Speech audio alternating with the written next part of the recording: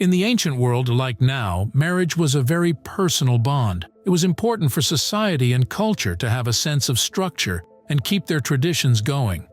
From the strict traditions of Sparta to the free society of Athens, the rules about marriage and how they affected people's lives were very different. Let's dive a bit deeper and explore the 4 different kinds of marriage in ancient Greece. Marriage in ancient Greece was not a monolithic institution but rather varied across different regions and periods. Several types of marriages existed, each with its customs, rituals, and implications for the individuals involved. Arranged marriages were prevalent in ancient Greece and were often orchestrated by the bride and groom's families. These unions were primarily based on considerations such as social status, wealth, and familial connections, rather than personal choice or romantic love. Arranged marriages served to strengthen alliances between families and ensure the continuation of lineage. In dowry marriages, the bride's family provided a dowry, a sum of money, property, or goods, to the groom, or his family as part of the marriage agreement. The dowry served as financial security for the bride and her future children. It also symbolized the bride's value and contributed to the economic stability of the newly formed household. Elopement marriages occur when a couple decides to marry without the consent or knowledge of their families.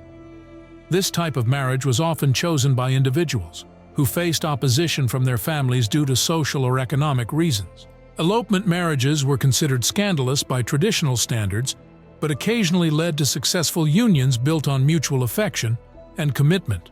Polygamous marriages, though less common, were practiced in ancient Greece, particularly among wealthy or influential men. In polygamous marriages, a man could have multiple wives simultaneously.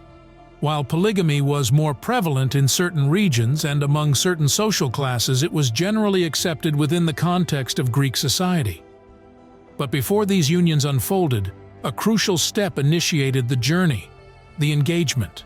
Marriages in ancient Greece were often arranged by the families of the bride and groom. As we discussed earlier, one important part of getting married was the dowry, which was like a gift of money or property given by the bride's family to the groom. If the couple got divorced, the dowry usually went back to the bride's family, although how this happened could vary depending on where they lived and what happened in the divorce. When both families agreed on the marriage and the dowry, the man and woman were officially engaged. This was called the engesis. It was like a contract between the groom and the bride's father. This shows that marriage back then was often seen as a business deal, where families worked together to build alliances and connections. While the formalities leading up to a marriage served a practical purpose, solidifying alliances and securing the couple's future, the wedding ceremony itself was a joyous occasion. Let's now turn to the celebratory rituals and traditions that marked this momentous event in ancient Greece. In ancient Greece, weddings were grand affairs that lasted several days, each filled with special rituals and traditions. The first day, called the proaulia, was all about getting ready and making offerings to the gods, especially Hera, who was the goddess of marriage. The bride and her female relatives would gather to make these offerings and create a special garment called the peplos.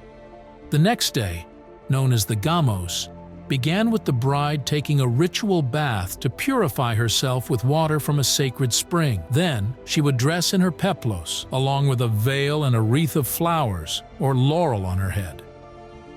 Meanwhile, the groom would also prepare for the ceremony, dressing in formal attire and leading a procession to the bride's house. This procession, called the pompa, was like a public announcement of the marriage, with the groom's friends, relatives, and musicians joining in. Once everyone arrived at the bride's home, the main wedding ceremony took place. Similar to modern weddings, there were vows exchanged and a special ritual called dexiosis, where the couple joined hands. They made offerings to the gods at a sacred altar, especially Hera.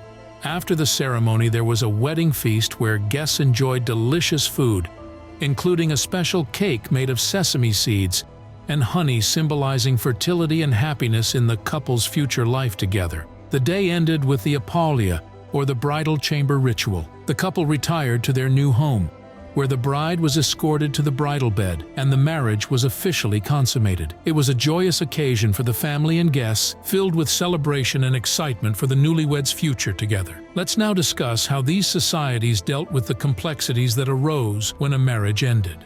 In many parts of ancient Greece, divorcing was surprisingly straightforward for men. Take Athens, for example. A husband could end his marriage simply by sending his wife back to her parents' house, along with her dowry. For women, though, getting a divorce was much trickier. They needed a close male relative or guardian to help them start the process, because they had no legal authority themselves. Divorce wasn't super common, probably because it could mess up family ties and impact someone's social status. Plus, giving back the dowry was a way to make sure the divorced woman still had some money to rely on. Being a widow was tough for women too. If they didn't have grown-up sons, they could end up in a tough spot, both socially and financially. In cities like Athens, the laws favored sons when it came to inheritance, leaving widows depending on their kids or male family members to make ends meet.